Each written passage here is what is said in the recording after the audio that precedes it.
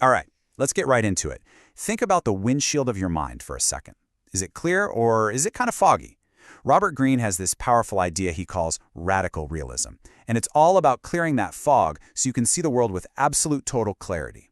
And this quote from Nietzsche, it really hits the nail on the head for Greene's entire philosophy. See, life isn't just stuff that happens to you. It's more like a constant stream of data, a series of lessons. Success, failure, they're not good or bad, they're just answers. They're clues guiding you, Guiding you toward real mastery, but only if you're actually paying attention. So, what's fogging up that view in the first place? This is the big problem Greene points out. Most of us, and I mean most of us, are basically driving through life with a seriously foggy windshield. Our view is just clouded by all these illusions, and, let's be honest, all that chatter going on inside our own heads. You know what the crazy thing is? Our modern world kind of lets us get away with it. Our ancestors, if they weren't paying attention, boom, they could be in real trouble. The consequences were immediate. But us, we can afford to just drift. We get lost in our own heads, in daydreams and wishful thinking, and it makes us naive. And that naivete, it leads to some pretty costly mistakes, both at work and in our personal lives. And this right here, this is the fog we're talking about. Our culture just pumps our heads full of these ideas. Like, who you know is the key to success, or work should always be fun. Or how about this one? People who are extremely nice aren't masking anything. I mean, come on. Greene would say that completely ignores the reality of things like passive aggression or hidden motives. Or the idea that you should always be honest. It sounds great, but it can be a terrible strategy if you don't have social intelligence and a sense of timing. When you live by these fantasies, well, reality has a way of slapping you back down to earth. All right, so how do we start cleaning that glass? What's the solution for our minds? Well, the first tool Greene gives us is a super powerful one for cutting through all that delusion. He calls it radical realism. And what's so powerful about this is how simple it is, really. Radical realism just means you strip away all those emotional filters. You stop listening to what you wish were true and start seeing things as they actually are. You look at people's actions, not just their pretty words. You see events for what they are. And look, this isn't about being cynical or negative, it's about gaining a massive strategic advantage through pure clarity.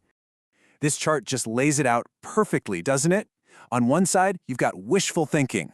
That's where you're reacting emotionally, you're overestimating yourself, and you're constantly misreading situations. The result? Failure. But then you've got radical realism. You're observing things calmly, judging things accurately, and seeing things clearly. And that's what creates real power and gives you control over your life. Okay, so wiping the windshield clean is step one. That's huge. But to keep it clear and to actually get anywhere, you're going to need an engine. And for Greene, that engine is daily, relentless discipline. And this is such a crucial point. We love the idea of these rare bursts of motivation, right? But great lives, real mastery, it's not built on that. It's built on boring consistency. It's forged in the daily grind. I love this analogy. It's like brushing your teeth. You don't wait until you're inspired to brush your teeth, do you? No, you just do it. It's a habit. And that's exactly how the best of the best operate, in any field you can imagine. And that's where this book, The Daily Laws, comes in. It's literally designed to be the tool for that daily practice.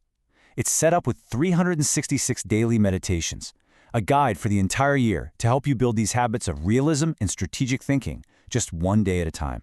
And look, this whole idea of daily grinding work, it's not just some philosophical concept. It's actually backed by a ton of research. You've probably heard of the 10,000-hour rule, right? It's that idea that you need a massive amount of focused practice to become a true expert at something. It just drives home Greene's point perfectly. There are no shortcuts. There's just the process, the daily work. All right, theory is great, but let's get practical. How do you actually put this stuff into action every single day? Well, Greene's work basically boils down to a framework of 3 core laws for your daily practice. Okay, so here's the framework. It's super powerful. Step 1 is about looking inward to discover what Greene calls your life's task. This means going back to those things you were naturally drawn to as a kid. That's your compass, your true north. Then, step 2, you've got to look outward. You have to learn to recognize those toxic types. And you do that by judging people by their long-term patterns of behavior, not by their charming words. This is about protecting your energy. And finally, step 3 is about looking forward. You have to elevate your mind above the day-to-day drama, what Greene calls tactical hell, and focus on your long-term goals, your grand strategy. So, at the end of the day, what's the point of all this? Why go through the trouble of cleaning your mental windshield and keeping that engine running? Well, the payoff. It's what we're all really after. And that really brings us to the core question, the one Greene is asking you on every single page of his work. Are you ready to clear your windshield? Are you ready to stop guessing, stop reacting based on pure emotion, and start seeing your life with real clarity and purpose? Because that is the ultimate prize. It's not just about success in the typical sense. It's about a deep, unshakable sense of calmness. It's about real power.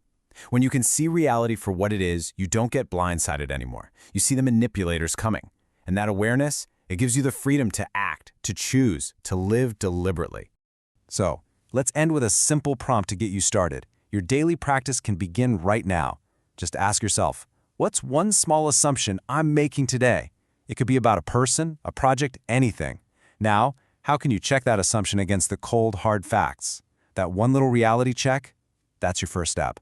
That's how you start clearing your view.